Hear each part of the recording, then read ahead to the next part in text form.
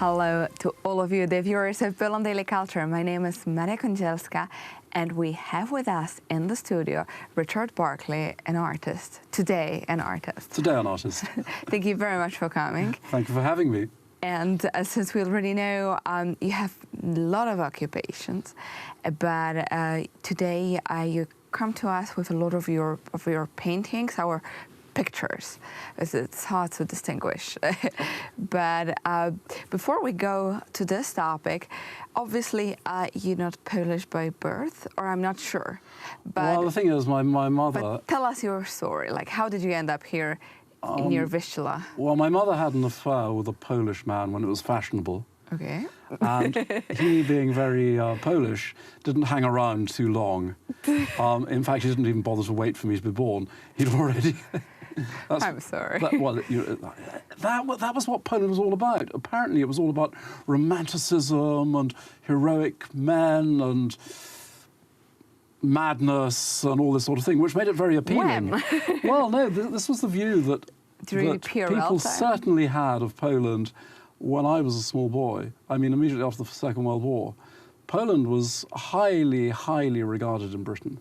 And I was always very proud of saying, you know, I'm half Polish, even though my mother didn't remember my father's name, his Polish name, I have to say. He changed his name because he wanted to anglicize himself completely. And I don't think she really knew where Poland was, but everybody thought it was a jolly good thing to be half Polish, because whenever I say, oh, you know, I'm half Polish, they say, oh, the Poles were marvelous in the war, which made me feel extremely good.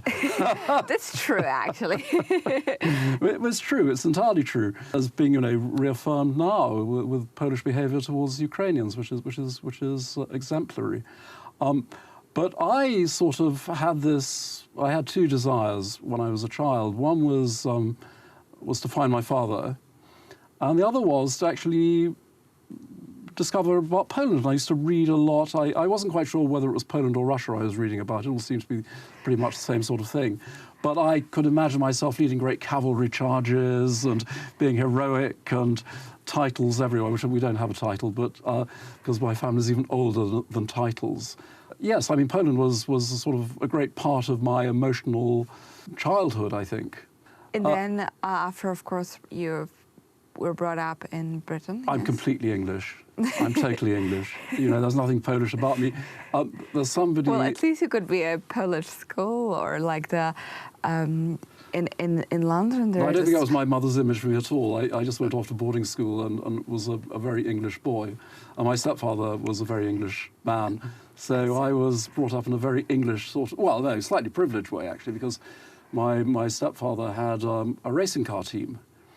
And so I was brought up I was dragged off to Silverstone and all these places where people would, you know, give blood to go today in the pits.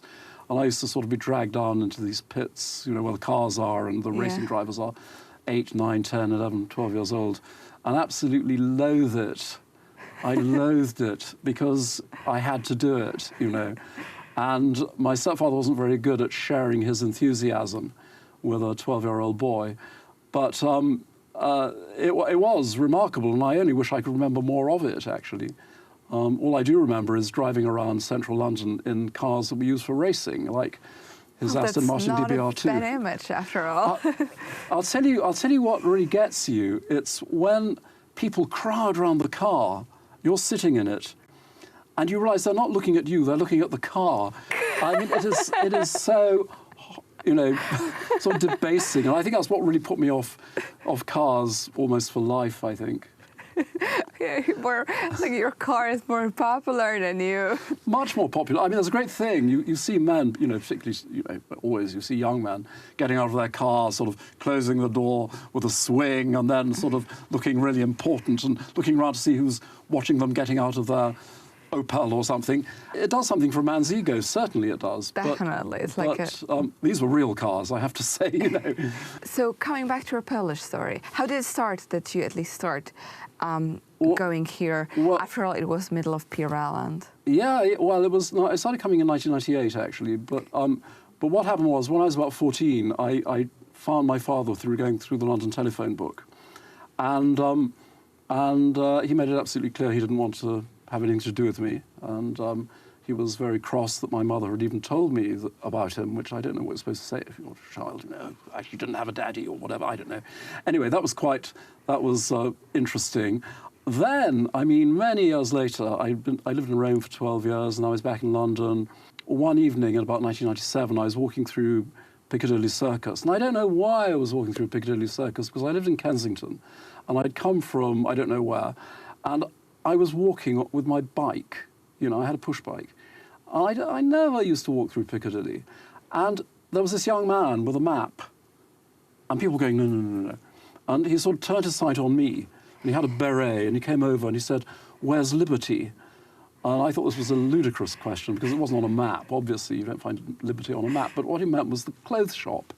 I mean, the material shop, Liberty, which is this fantastic, great old English traditional, you know, shop, which is so, you know, arts and crafts and all this sort of movement, right at the heart of Liberty, the Liberty movement, actually. And the shop is still there. And it turned out that he was a shirt maker from Poland. And we will talk more about it and finish the story in the next episode. But to all of you, the viewers of Poland Daily Culture, can you imagine how the image of Poland and Britain after the war and later in the 20th century? So unfortunately, with a sad story of a man who didn't want to claim his child, but hopefully not all Polish people were like this. But listen how it all ends and how Richard eventually ended up in Poland. And thank you very much for watching our show.